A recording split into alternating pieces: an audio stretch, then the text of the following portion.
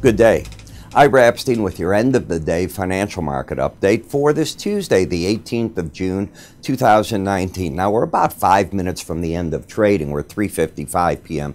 Central Daylight Time, but the market's been hanging at these prices for quite a while.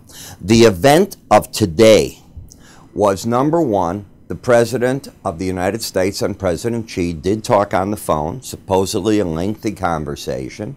They have agreed to an extended side meeting at the G20 meeting, and they said they're getting their negotiators to start talking tomorrow.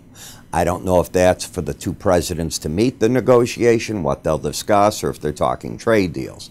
So that's one thing.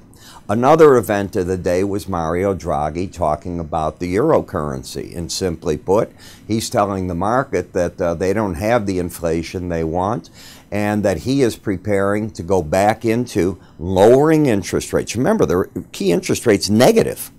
So a bigger negative, and maybe bond buying. So that put pressure on this market, gave the dollar a little bit of a bid.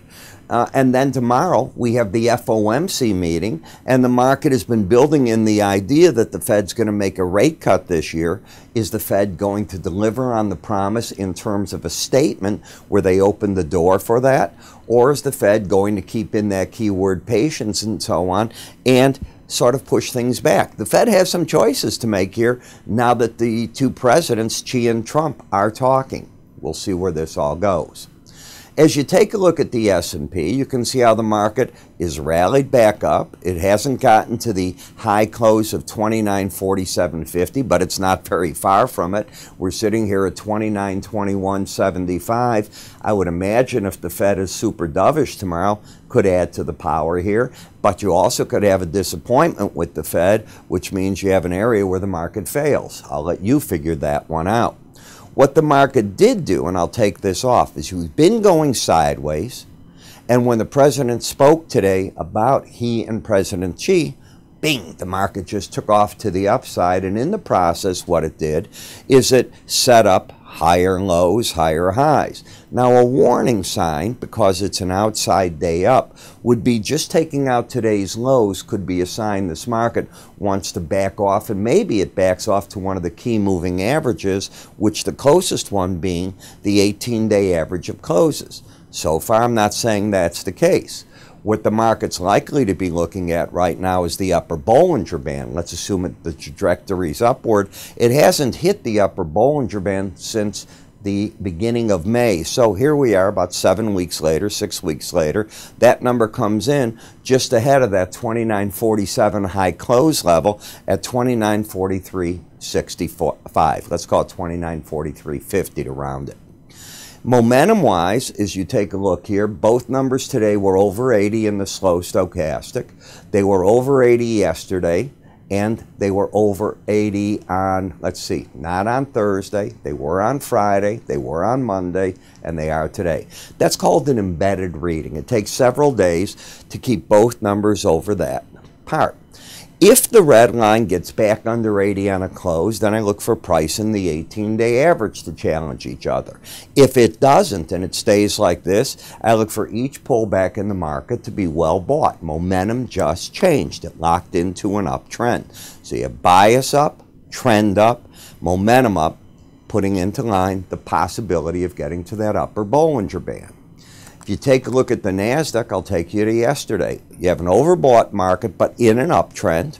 Support's back here. To get to it, you have to break this pattern of higher lows, higher highs. The resistance, just like I mentioned in the S&P, is the upper Bollinger Band. You went to it today, hit a high of 76.93.5, that number 76.84.65, and you settled 76.49. So if you think traders don't look at those numbers, I can accept your thoughts. I don't agree with you, but that's what I think's going on.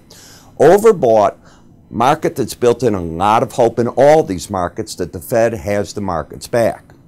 If we go to the Dow, you have a pattern now of higher lows, higher highs. Embedded reading. You know what I'm going to say. Where do you think the resistance is? I would say wherever that upper Bollinger Band is a likely target. What you don't want to take out is this number. It'll break the pattern of higher lows, higher highs, but you're in an uptrend. In the Russell, You went into the combination we spoke about yesterday and the day before. You have the 200-day average, the green line's the 100 in the upper Bollinger Band. This was Friday's action. Here we are, the market backtracks a little bit on Monday, closes higher, but you can see the inside day. Now today's action carries you right into this. You settled at 1550. You're not over the upper Bollinger Band. You're right at all these key numbers. They have been the resistance and you're overbought. Regardless of what happens tomorrow, if the market goes up there, I still think the pros took some money off into that. Then we get to the VIX, which is in a downtrend. Lower highs, lower lows. It got under the 100-day average. If it follows through, I will look for the challenge of the lower Bollinger Band. Now, normally I'd tell you that I think the pros write, and this is what I'll say, they write puts when you get here, they write calls when you get there, looking to go back to the 18-day average. I don't know what they're going to do on the day of an FOMC meeting. So tomorrow could be one of those days they wait and see what it's going to do. In the bond market, if you knew nothing else, and this market is in this uptrend, right? Where do you think you're possibly going? I'm going to say the upper Bollinger Band is a possible target. Tell me where you went. Exactly to that number, and you sold off from there. You got to 155.30. That was the Bollinger top. You're back to 155. You fell $1,000 from there, right on down. That doesn't mean you can't go higher again, but given that what I call gift, I think the pros came out up there and now they're going to wait for tomorrow. You didn't quite make it in the 10-year. If I look at the momentum of this market, let's take a look here. Today, I want to get to today. Both numbers are over 80. They were not that way yesterday. So all you have is an overbought market trying to head up to that general area. In TLT, you didn't get up to the Bollinger Band either. You're overbought. You have a market with a lower low, higher high. I don't know that you'll get that high. You know, a lot of traders just back away in front of major reports, and I think this FOMC report, by every stretch of the word, is a major report. In the dollar index, higher lows, higher highs. Certainly got a shot in the arm today when Mario Draghi started talking about more QE and bond buying and lowering of interest rates for the Eurozone. And of course, seeing the U.S. talk to China is a positive development out of that as well. And now the market trying to figure out what is the Fed going to do for the market.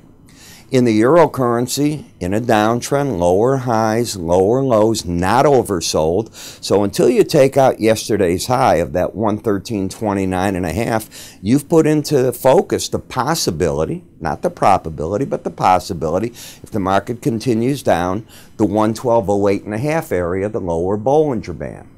In the British pound, you're running the lower Bollinger Band. Now, you finished up today at 126.11, so the market snapped back and just got slightly over that Bollinger Band at the end of the day.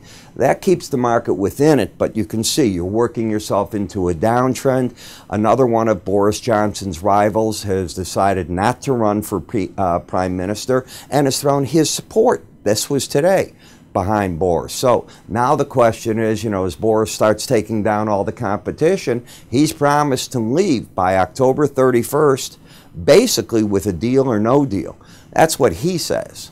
You got to get through the House there, and it's not easy. They need to vote on it. In the end, the market is all over the board, to put it mildly. Break yesterday back to the 18-day average, rally today off of FOMC fears, back and forth, not a trend. You've got momentum that is corrected in overbought condition. You still have the bias up, but you're not trending in the market. In Bitcoin, there's no magic. I think the market's running into a problem at the upper Bollinger Band. Staying over, it's only 5% of the time, so the market fell back today. That's okay. You know, Facebook has come out with its own coin. I'm hearing people say, well, that's the end of all these.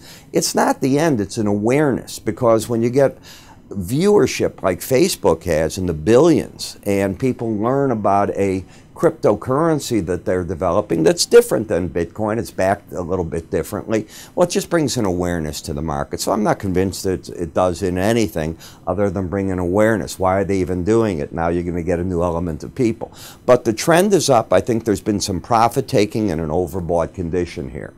Then we get to the energy, and boy, did this thing change in one day. This is how you looked yesterday. This was Brent versus WTI. As soon as the word China and America came together, the premium of Brent to WTI just collapsed. Not on Iran or anything else. That's just what happened. I don't know why you would think that would happen, but it happened. Where are you in the market? Well, you had a big reversal up in the Brent. So you got higher lows. You have a higher high, putting into play the very strong possibility that you're going to go to that 18-day average. I don't know if you'll go beyond that, but you're oversold. That's a logical spot. Remember what I teach.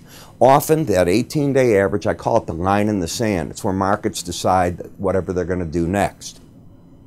In WTI, today's high, 54.53. 18-day average, 54.50. Remember what I said? Markets like to go to that number, and traders look at it. It's the first resistance point. And that's just what it is. I think a lot of traders are now trying to figure out what next in these energy markets. Gasoline tried the downside, got through a previous low, which was like that. Generally, when I get a lost embedded slow stochastic trade, if it's a contra-trend trade, you're looking for the 18-day average, and you shouldn't take out a previous low. It did, and then the president, after that low was made, came out with the statement, and boy, did this market come roaring back to the upside. Just the way it worked out. And in the nat gas, this market, until it gets word of hot weather, is still under pressure. The danger is each day you go to bed, you wake up, there's a new forecast. One of these days, they'll have the 90s in it. And I'm talking through the Midwest, the Ohio Valley, into the Upper East Coast. It hasn't happened. It has just been so ideal. We're at nighttime, most of these areas in the 50s, 60s, daytime pushing maybe the mid-70s. Air conditioning is not under strain at this point, and you're seeing it because the energy use just isn't there. You know, Modern Trader put out an interesting booklet, and it was called Profitable Trading Strategies in Any Market. And it's worth reading. It's always worth going back on some of these and refreshing yourself. Now, the different contents, the basics, how to trade, a flat base pattern, you may not know what that is, forecasting with caliber and affinity, the American Crowfoot, and it's not an Indian, it's a pattern, and then 10 successful traders rules to follow. Well, you know, everybody writes their own rules, but I think you'll find that the graphics with it and what it brings up and the logic behind it is worth your time for a short read. And these are not big books. They're short. We made them in the PDFs. We send it right out to you. To get it and the other brochures we have, all you need to do is go to our website at www.iraepstein.com. You'll see a carousel of free offers. Click on it, fill out what you want. We'll get it out to you. You can always click right up here. If you're watching me on YouTube, it'll take you there. Or you can call us, 866-973-2077. I'm Ira Epstein. You have a great evening. Remember FOMC tomorrow, and I'll keep you up on it tomorrow. You have a good day.